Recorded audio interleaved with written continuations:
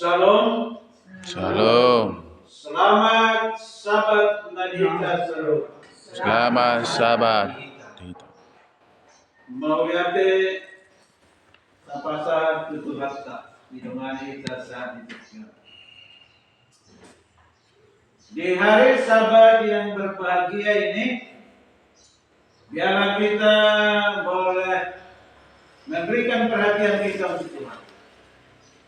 Kita sudah mendengarkan lagu pujian, biarlah itu juga mempersiapkan hati kita untuk menyambut kebenaran firman Tuhan. Pada kesempatan ini kita akan dengarkan firman Tuhan mengenai pengudusan. Inilah kehendak Allah, pengudusan. Di mana firman Tuhan memberitakan kepada kita bahwa adalah kehendak Tuhan pengudusan. Dan Tuhan mau kita dikuduskan. Tadi kita sudah membaca bagian dari firman Tuhan sebagai ayat responsornya Mazmur 32. Kebahagiaan orang yang diampuni dosanya. Ayat 1 firman Tuhan menyatakan, berbahagialah orang yang diampuni pelanggarannya, yang dosanya ditutupi. Jadi kalau kita sebagai manusia berdosa mengetahui bahwa dosa kita diampuni, itu adalah satu kebahagiaan yang luar biasa. Dan biarlah kita mengakuinya, dosa-dosa itu di hadapan Tuhan kita. Karena kita semua merindukan supaya dosa-dosa kita diampuni. Kalau kita baca di dalam kitab Perjanjian Lama, Lukas 5, ayat 17 sampai 26, di sana ada satu cerita orang lumpuh yang disembuhkan. Ya. Orang lumpuh ini merasakan bahwa dirinya adalah orang yang paling berdosa. Awalnya dia merasakan sakit kaki, tapi tidak begitu parah. Tapi ketika orang menyatakan kepadanya bahwa ini penyakitmu adalah karena dosamu, dia merasa tertekan dengan beban berat karena dosa. Makin lama kakinya itu makin kecil, sehingga dia tidak berjalan lagi, jadi lumpuh. Di dalam kelumpuhannya dia merasakan hidup yang paling sia. Coba kita bayangkan kalau kita sendiri tadinya sehat, bisa berjalan kemana-mana, sekarang menjadi lumpuh. Tapi satu kali ada beberapa sahabatnya yang masih mengasihi dia berbisik kepadanya, ada kabar gembira bahwa akan ada seorang tabib yang lewat dari desa kita ini, yaitu Yesus. Lalu dia mulai belajar tentang Yesus dan dia percaya kepada Yesus. Dia katakan, bawalah saya ke sana. Akhirnya sahabat-sahabatnya pun mempersiapkan bagaimana supaya orang lumpuh ini mereka bawa kepada Yesus. Lalu 4 orang sahabatnya menyatakan, ayolah, biarlah kami tandu, kami bawa engkau kepada Yesus. Akhirnya sepakatlah sahabat-sahabatnya. Sementara Yesus sedang mengajar, sedang menyembuhkan di satu rumah di dekat mereka. Sementara dia sedang mengajar, orang banyak sudah duduk mendengarkan pengajarannya, Dan mereka juga membawa orang sakit kepada Yesus supaya disembuhkan. Berbondong-bondong orang datang dari Galilea, dari Judea, dari Yerusalem. Dan ketika Yesus sedang berada di dalam rumah, orang lumpuh ini sudah ditandu. Ya, di dalam bahasa Yunani disebut ini Lemuel. Ya. Jadi si Lemuel, orang lumpuh ini dibawa. Tapi ketika mereka sampai di rumah itu, mereka dapati banyak orang tidak bisa dilewati oleh karena banyaknya orang. Tapi sahabat-sahabat Lemuel berpikir, oh kalau begitu kita cari tangga, kita naik dari atas, lalu mereka buka atap genteng rumah itu. Dan perlahan-lahan Lemuel yang lumpuh ini diturunkan di tengah-tengah orang banyak. Dan mereka turunkan di depan Yesus. Apa yang terjadi, saudaraku? Kalau kita baca itu dalam Lukas pasal 5 ayat 20, Yesus katakan begini. Ketika Yesus melihat iman mereka, berkatalah Dia, "Hai saudaraku, dosamu sudah diampuni." Mendengarkan kata-kata ini, bahwa Lemuel yang lumpuh ini sudah sangat senang dan terhibur, karena selama ini orang selalu menyatakan kepadanya, "Engkau lumpuh karena dosamu." Ketika kata-kata ini didengarkan, dia sudah mau melompat dari tempat tidurnya. Tetapi sementara Yesus menyatakan demikian, bahwa ahli-ahli Taurat, orang-orang Farisi yang ada di situ mendengarkan Yesus mulai berbisik-bisik. Ya, siapakah orang ini yang dapat mengampuni dosa? Bukankah itu penghujatan terhadap Allah?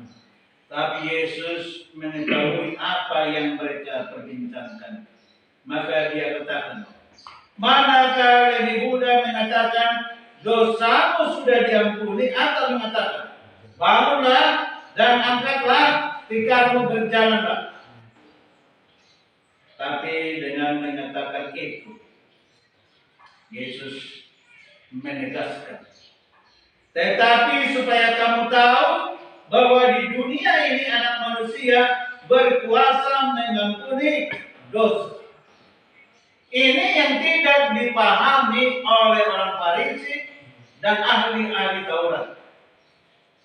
Mereka hanya mengenali Yesus sebatas tabib. Mereka tidak mengetahui bahwa Dia adalah Allah.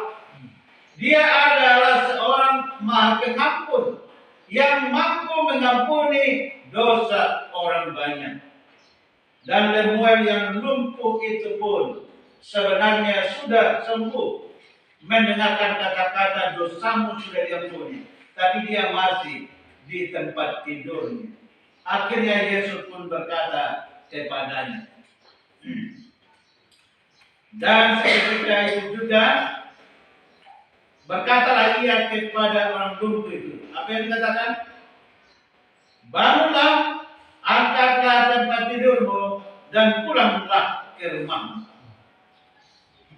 Begitu Yesus katakan, dan seketika itu juga orang lumpuh itu bangun dari tempat tidurnya.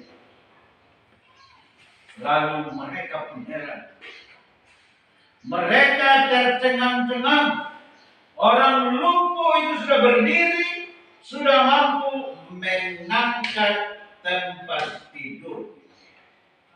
Di ayat terakhir dikatakan, semua orang itu takjub, lalu memuliakan Allah, dan mereka sangat takut, katanya, hari ini kami telah menyaksikan hal-hal yang sangat mengherankan.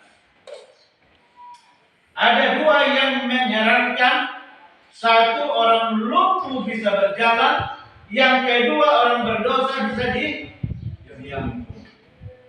Yang sebenarnya tujuannya adalah satu.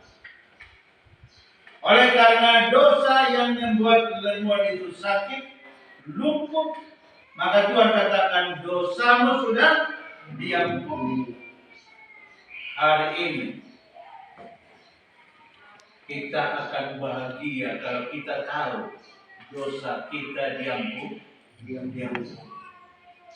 Jadi Yesus pun memberikan satu teladan kepada murid-muridnya untuk pengampunan dosa, yaitu melalui perjamuan kudus. Tentu yang pertama melalui pembasuhan kaki. Ya. Ketika Yesus menyuruh murid-muridnya mempersiapkan perjamuan malam pada malam Paskah itu. Lalu Yesus sendiri menuangkan air ke dalam sebuah baskom. Dia mulai membasuh kaki murid-muridnya dan menyekanya dengan kain yang terikat pada pinggangnya. Jadi nanti kita akan mengambil air, membasuh kaki sama kita. Kita akan meniru seperti yang diteladankan oleh Yesus. Ya, Yesus pun mulai membasuh muridnya. Yesus sedang memberikan teladan, mengajar muridnya. Beginilah kalian harus lakukan. Harus membasuh kaki sesama.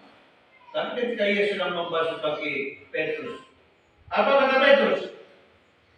Dia katakan, engkau tidak akan membasuh kakiku sampai selama-lamanya. Wah, ini Petrus ini tegas ya. Tapi Yesus jawab dia, jika aku tidak membasuh engkau tidak mendapat bagian dalam aku. Yesus itu tegas. Kalau kau tidak membasuh, kau tidak dapat bagian. Kalau begitu izinkan aku membasuh kakimu. Maka ketika Petrus melihat Yesus membungkuk di depannya dengan rendah hati dan merendahkan dirinya seperti seorang sahabat membasuh kakinya. Itu satu pelajaran bermakna bagi orang berdosa.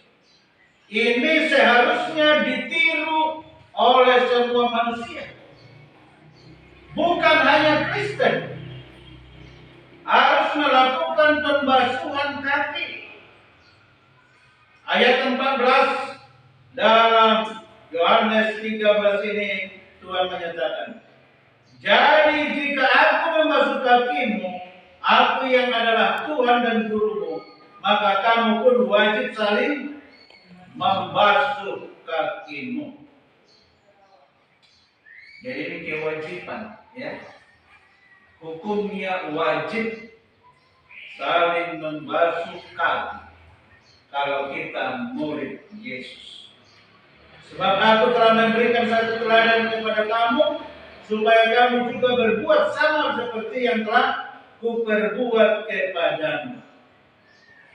Yesus memberikan teladan itu untuk diikuti oleh murid-muridnya.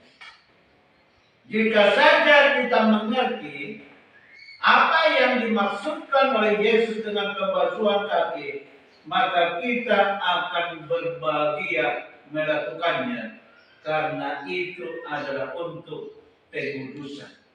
Itu adalah untuk pengampunan dosa. Di dalam pembasuhan kaki ada satu rahasia yang diterapkan oleh Yesus, yaitu rahasia pengampunan dosa. Dan setelah Yesus telah selesai mengajar murid-muridnya mengenai pembasuhan, lalu mereka berkumpul di satu meja. Lalu dia pun mengambil roti. Ketika Yesus mengambil roti, apa yang dikatakan? Dia mengucap syukur kepada Bapa Surgawi. Ambillah, ini adalah tubuh. Yesus menyatakan bahwa roti itu adalah tubuhnya. Kalau kita baca 1 Korintus 10:17, karena roti adalah satu, maka kita sekalipun banyak adalah satu tubuh. Karena kita semua mendapat bagian dalam roti yang satu ini. Kristus adalah kepala jemaat. Kita adalah tubuhnya. Kristus adalah satu. Jemaat Tuhan pun adalah satu. Kita harus bersatu mengikut teladan Yesus. Dan pada saat juga melakukan perjamuan kudus, kita rasakan persatuan di dalam Kristus. Setelah Yesus selesai membagikan roti itu kepada muridnya, kemudian dia mengambil salam. Kembali dia mengucap syukur kepada Bapa Surgawi dan menyatakan kembali hal yang sama. Ya. Apa yang dikatakan Yesus? Ini adalah darahku, darah perjanjian yang ditumpahkan bagi banyak orang. Minumlah. Ini adalah darah untuk pengampunan dosa-dosa. Dua lambang yang ditinggalkan Yesus. Roti melambangkan tubuhnya yang segera akan dibakukan di salib. Anggur yang melambangkan darahnya yang segera akan menetes dari kepala, tangan, kaki, dan lambung. Darah Yesus adalah alat penebusan. Darah itu adalah keselamatan kita. Untuk itulah kita hari ini memperingati kematian Yesus. Dia telah tersalib di Golgota dan dia korbankan dirinya. Dia rela mempersembahkan hidupnya yang tidak berdosa menjadi korban dosa, supaya kita yang berdosa bisa memperoleh keselamatan. Dia yang tidak berdosa akan mengalami kematian. Jadi apa yang perlu kita bawa pulang dari firman hari ini adalah supaya kita mengingat kita orang berdosa, tapi Yesus mau mengampuni dosa kita, mau menyucikan kita, mau menguduskan kita. Karena itulah yang menjadi ayat inti dari khotbah kita pada siang Sabat ini, dari 1 Tesalonika 4 ayat 3 yang sudah dibacakan Bapak Margun tadi. Karena inilah kehendak Allah.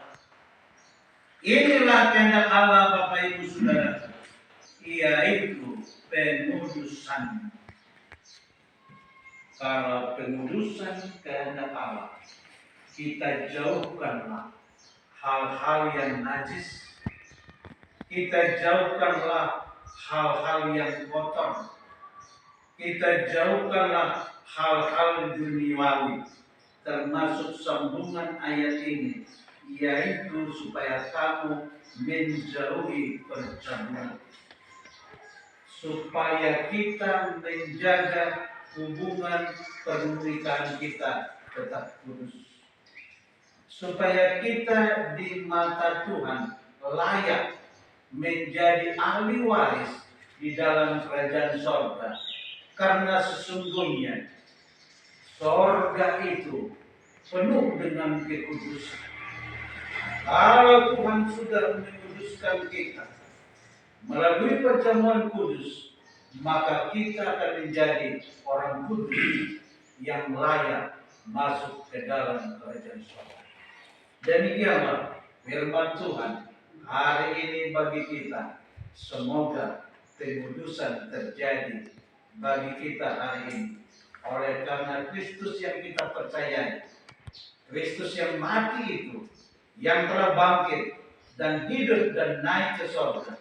Dia sekarang sedang mempersiapkan sorga yang kudus bagi umat-umat yang kudus. Mari kita merendahkan hati kita. Kita mau mengambil cawan. Kita mau membasuh kaki sesama kita. Supaya kita layak menerima roti dan anggur demi penutusan kita. Tuhan Yesus memberkati. Amin.